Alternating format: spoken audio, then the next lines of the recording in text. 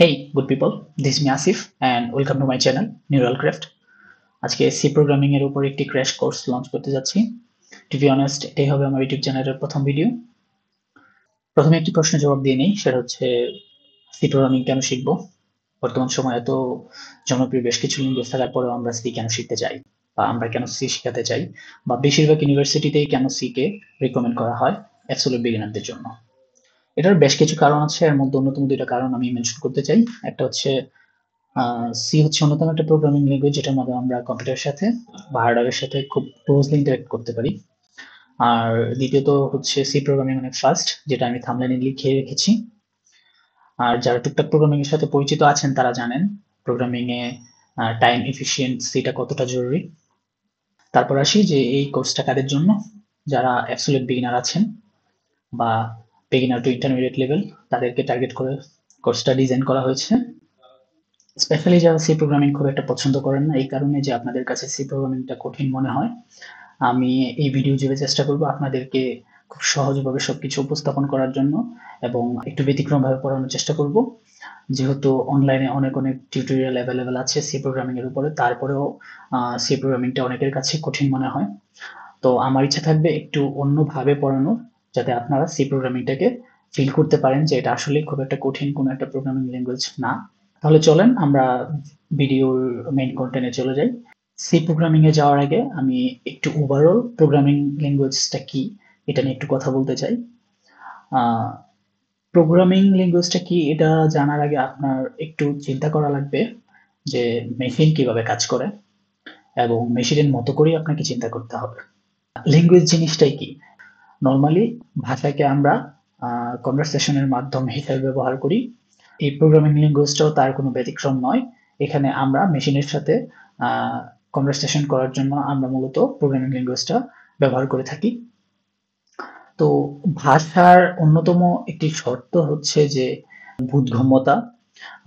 যেই দুজন ব্যক্তির মধ্যে এই কনভারসেশনটা হবে তারা দুজনই ওই ভাষা বুঝতে হবে এবং জানতে হবে, তখনই তাদের মনের ভাব প্রকাশ করা যাবে। এখন প্রবলেম হচ্ছে মেশিন কেবলমাত্র 0 এবং 1 বুঝতে পারে।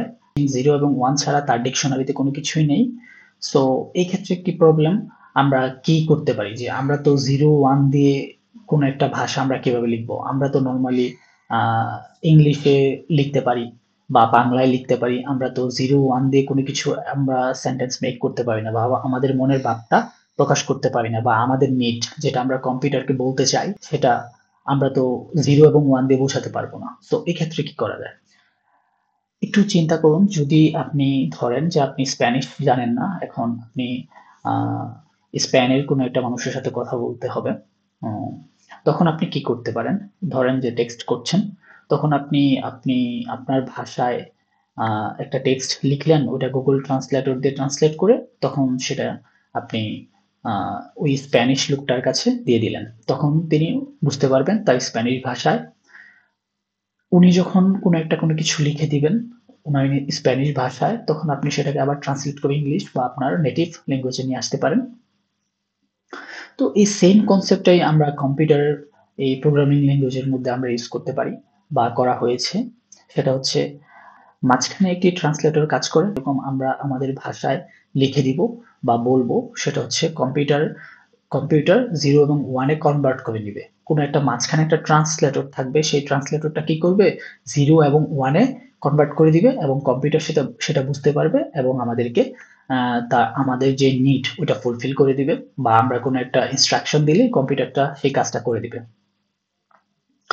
এখন কথা হচ্ছে এই ট্রান্সলেটরটা যদি আমাদের প্রোগ্রামিং ল্যাঙ্গুয়েজ আমরা যেটাই বলি সেটাই যদি কনভার্ট করে দিয়ে দেয়, তখন তাহলে আমরা বাংলায় কেন কোড লিখতে পারি না, বা নর্মালি করে কিছু লিখলেই তো কনভার্ট করে দিয়ে দেওয়ার কথা, সেই ক্ষেত্রে সিনট্যাক্স সি কেন এরর আসে বা এই ঝামেলাগুলো কেন হয়? এটাও খুব স্বাভাবিক যে যে কোনো ভাষারই গ্রামার থাকে। সো আমরা যখন কথা বলি তখন আমাদের গ্রামার নিয়ে খুব একটা চিন্তা করা লাগে না, কারণ আমাদের পাশের মানুষটা হচ্ছে ইন্টেলিজেন্ট। আমরা যখন কোনো কিছু বলি সে তার হিউম্যান ইন্টেলিজেন্স দিয়ে বুঝতে পারে আমি কি মিন করছি, বা আমার মনের ভাবটা কিছুটা সে অনুমান করতে পারে। কিন্তু মেশিন তো মেশিনের তো ইমোশন নেই। মেশিন তো বুঝতে পারে না যে আমি আসলে কি বুঝাতে চাচ্ছি, তখনই তাকে আমার এক্সাক্ট ওয়েতে এক্স্যাক্টলি গ্রামাটিক্যালি কারেক্ট কোনো একটা টেক্সট তাকে দেওয়া লাগে, তখন সে সেটা বুঝতে পারে। এখন কথা হচ্ছে, আমরা গ্রামাটিক্যালি যদি কারেক্ট কোনো একটা টেক্সট ওকে দেই, তারপরেও সে বুঝতে পারবে না। কারণটা হচ্ছে, দেখুন, ইংরেজি ভাষার যেরকম গ্রামাটিক্যালি কারেক্ট, যেরকম আমেরিকান কিছু ওয়ে আছে, একটা সেম শব্দ বা সেম একটা সেন্টেন্সকে আমরা ডিফারেন্ট ভাবে লিখতে পারি, অনেক অনেক উপায়ে আমরা লিখতে পারি, অর্থ একই দাঁড়ায় কিন্তু ঘটন ভিন্ন হতে পারে। তো সেই ক্ষেত্রে মেশিন তো এটা বোঝে না। মেশিন বা আমরা কত ধাপে মেশিনকে দেখাতে পারি, আমি একটা একটা সেন্টেন্স আমি এইভাবে লিখি, হয়তো বা আমেরিকান এইভাবে লিখে না, হয়তো বা অস্ট্রেলিয়ান এইভাবে লিখে না, একটু অন্যভাবে লিখে, বা পার্সন টু পার্সনও ভেরি করে। তাহলে এটা একটা ঝামেলা হয়ে যায় যে আসলে একটা একটা সেন্টেন্সের জন্য বা একটা ইনস্ট্রাকশনের জন্য যদি এত ধরনের ভ্যারাইটি থাকে, তখনই তো একটু ঝামেলা। তখন তারা করে কি, তখন তারা এইভাবে চিন্তা করলেন যে আমরা কিছু নিয়ম বেঁধে দিব, যে ওই শর্ট বা একদম লো লেভেলে কিছু ইনস্ট্রাকশন দেওয়া লাগবে, সেটা হচ্ছে সবার জন্য ফিক্সড। ওইটা বলা ছাড়া কাজ করবে না। এক্স্যাক্টলি আমাদের ওই রুলস অনুযায়ী লিখতে হবে, তখন প্রোগ্রাম ওই প্রোগ্রামটা মেশিন বুঝতে পারবে। এখন আমরা একটু দেখি যে নরমালি একটি ভাষার কি হয়, একটি ভাষা তৈরি হতে গেলে তার অনেকগুলো শব্দ প্রয়োজন হয়, শব্দের ডিকশনারির প্রয়োজন হয়। তো আমরা নরমালি কোনো একটা শব্দের ডিকশনারি বা কোনো ডিকশনারি আমরা কোথায় রাখি? ডিকশনারিতে কি থাকে অ্যাকচুয়ালি? ডিকশনারিতে শব্দ থাকে এবং তার অর্থ থাকে। তখন আমরা সেই ডিকশনারি বা অনেক অনেক বই রচিত হয় ওই ভাষার উপর। তো নরমালি ওই বইগুলো আমরা কোথায় রাখি? আমরা লাইব্রেরিতে রেখে দেই, তাই তো? প্রোগ্রামিং এও ঠিক তেমনই ভাবে লাইব্রেরি আছে। যারা এই প্রোগ্রামিং ল্যাঙ্গুয়েজ গুলো তৈরি করে থাকেন, তারা মূলত ওই লাইব্রেরিটা তৈরি করে থাকেন। এটা একটা ভার্চুয়াল লাইব্রেরির মতো আপনি চিন্তা করতে পারেন, যে অনলাইনে কোনো কিছু একটা লাইব্রেরি শেলফ, লাইব্রেরি আছে, ওই লাইব্রেরির মধ্যে আমাদের ডিকশনারি গুলা বা বইগুলো, ওই বইয়ের মধ্যে কোডগুলো লেখা আছে। কোড বলতে বা আপনি কোনো কোডের অর্থগুলো, যে ইনস্ট্রাকশনের, যে আপনি এই জিনিসটা লিখবেন, এভাবে লিখবেন, এই জিনিসটা লিখলে এটার ফলাফলটা এটা হবে, এই জিনিসটা ওই বইগুলোতে লেখা আছে এবং ওই বইগুলো লাইব্রেরিতে রাখা। তাহলে চিন্তা করুন তো, আপনার একটা ভার্চুয়ালি একটা লাইব্রেরিতে ওই জিনিসগুলো লেখা আছে, তখন আপনি যদি একটা প্রোগ্রামিং, একটা আপনার নতুন একটা মেশিনের সাথে ধরেন, চিন্তা করেন যে আপনার নতুন একটা মেশিনের সাথে আপনি কথা বলতে চান বা তাকে ইনস্ট্রাকশন দিতে চান, সে কাজ করবে। তখন আপনার কি করা লাগবে? যে রেফারেন্স দেওয়া লাগবে, কারণ ও তো আপনার ভাষাটা বুঝে না। আবার লাইব্রেরিতে অনেক অনেক অনেক ধরনের বই, অনেক অনেক ধরনের জিনিসপত্র আছে, সেখানে কি করা যায়? তখন কি করবেন, যে আপনি ওই আপনার ইনস্ট্রাকশনের সাথে একটা রেফারেন্স দিয়ে দিবেন। এরকম যদি একটা ডিকশনারি থাকে, যে ডিকশনারিটাতে অলমোস্ট সব ধরনের শব্দ এটাতে আছে, তখন আপনি কি করতে পারেন, যে ওই বইটা আপনি এই আপনার আপনার কোডের সাথে একদম দিয়ে দিতে পারেন। হুম, বুঝাতে চাচ্ছি যে আসলে প্রোগ্রামিং ল্যাঙ্গুয়েজটা আসলে ওভারঅল কিভাবে তৈরি হয় বা এটা কিভাবে কাজ, পরবর্তীতে যখন কিনা আমি একটু এগুলো ওয়ান বাই ওয়ান ধরে ধরে একটা একটা জিনিস করে পড়াবো, তখন যাতে আপনি একটু রিলেট করতে পারেন, এই জন্যই আর কি। আমি জাস্ট সবকিছুর উপর দিয়ে একবার করে যাচ্ছি আর কি, যে জিনিসগুলো কি। আপনি যখন কিনা কোনো একটা ইনস্ট্রাকশন কম্পিউটারকে দিবেন, তখন আপনি কি করতে পারেন, যে আপনার তো কম্পিউটার তো, ধরেন আপনার যে মেশিনটা তো আপনার যে ইনস্ট্রাকশনটা যদি ও র্যান্ডমলি সবগুলো বই চেক করে, তখন কিন্তু দেখেন তো ওই লাইব্রেরিতে অনেক অনেক অনেক ধরনের বই থাকবে। তখন ও সবগুলো বই চেক করে আপনার অর্থগুলো খুঁজে বের করতে তার একটু সময় লাগবে বেশি।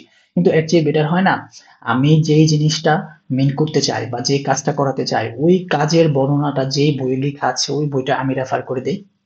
আমি প্রথমেই যদি বলে দিই যে আমি এই বইটা থেকে, এই বইটা আমি আমি যা বলতে চাচ্ছি বা আমি যে কাজটা আপনার মেশিনকে দিয়ে করাতে চাচ্ছি, সেই কাজের বর্ণনাটা ওই বইয়ের মধ্যে আছে, ওই বইটা আমি রেফার করে দিলাম। তখন কিন্তু মেশিনের জন্য খুব ইজি হয়ে গেল। সে অলরেডি যেহেতু লাইব্রেরির ঠিকানা জানে, তখন সে ওই লাইব্রেরি থেকে ওই বইটা নামাবে, বইটা ইনস্টল করবে তার সিস্টেমের মধ্যে, সে বইটা পড়বে, ভালো মতো দেখবে। তখন আপনি যখন কিনা আপনার ইনস্ট্রাকশনটা দিবেন, তখন আপনার ইনস্ট্রাকশনটাকে সে ট্রান্সলেট করে তার বাসায় নিয়ে যাবে ওই বইয়ের মাধ্যমে। তারপরে হচ্ছে সে তার ওই ইনস্ট্রাকশনটা প্রসেস করবে এবং আপনাকে একটা আউটপুট দিবে।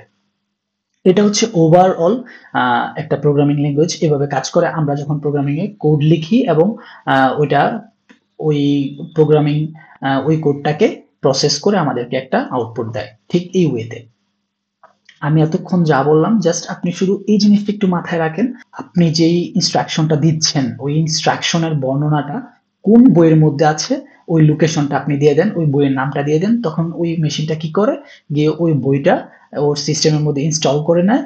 তখন সে ওই বইটা ভালো মতো পড়ে তারপরে আপনার ইনস্ট্রাকশনটা পড়ে, তারপরে আপনার ইনস্ট্রাকশনটাকে ট্রান্সলেট করে তার ভাষায় নিয়ে যায়, তারপরে সে তার বোধগম্য ভাষায় যেহেতু চলে আসছে ইনস্ট্রাকশনটা সে প্রসেস করে এবং আউটপুটটা আপনাকে দেখায়। That's it. এটা যদি আপনি বুঝতে পারেন সি প্রোগ্রামিং এ আপনি খুব সম্ভবত আর আটকাবেন না, আপনার কাছে সবকিছু একদম পরিষ্কার মনে হবে।